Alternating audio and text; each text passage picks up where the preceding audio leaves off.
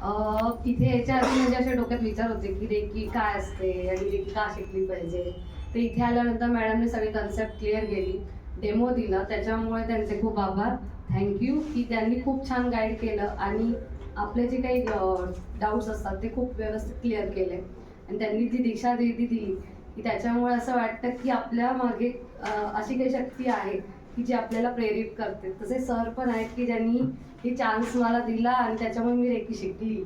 आणि आपण कशासाठी आलो आहोत आणि आपला यूज दुसऱ्यांना कशासाठी होऊ शकतो आणि आपण दुसऱ्यांसाठी काय पॉझिटिव्ह करू शकतो हे या क्लासमधनं कळलं.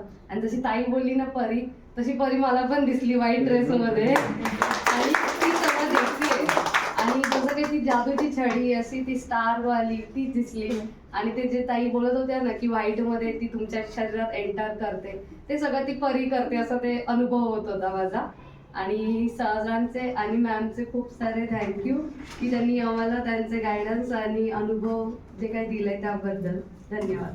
Thank you sir. हां, आणि मला